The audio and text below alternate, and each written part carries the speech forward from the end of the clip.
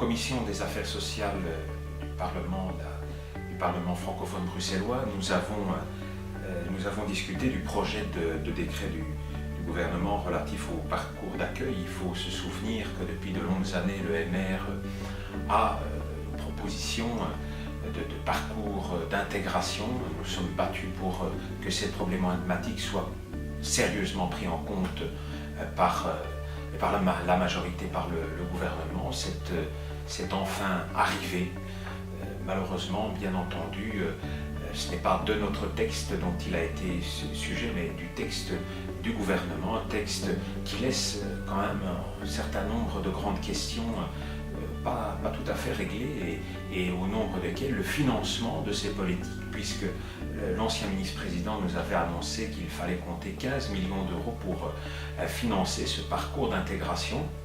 Or aujourd'hui, tout le monde le sait, les caisses de la COCOF sont vides et le nouveau ministre-président ne parvient pas exactement à nous dire comment on va pouvoir financer ces politiques d'intégration absolument indispensables en région de Bruxelles-Capitale. On évoque bien entendu les possibilités en lien avec le refinancement de la région de Bruxelles-Capitale, ce qui est assez normal, mais on reste vraiment dans le flou. Or, l'argent est le nerf de la guerre et ce que nous craignons, à juste titre, c'est de disposer d'un véhicule mais qui doit rester dans le garage parce qu'on n'aura ni payé l'assurance et que tout simplement on n'a pas d'argent non plus pour financer l'essence du véhicule. Or aujourd'hui, on a parlé de l'utilité de ce genre de politique et au MR on y croit. Malheureusement, après toutes ces années, eh bien, on n'est pas prêt de voir vraiment ce genre de politique décoller.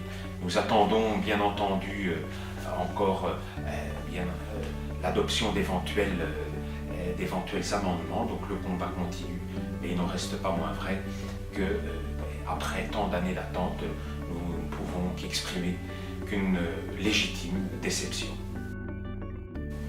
Alors ce parcours d'accueil qui nous est présenté aujourd'hui, c'est plutôt un parcours du combattant, puisque le mouvement réformateur a déposé une proposition en ce sens dès le début des années 2000 et au départ c'était vraiment un projet qui n'était absolument pas intéressant, qui stigmatisait une partie de la population et puis évidemment avec l'évolution sociologique, économique et culturelle de notre région, on considère que ce parcours d'intégration, ce parcours d'accueil devient une priorité. Tant mieux, mais que de temps perdu par rapport aux échéances.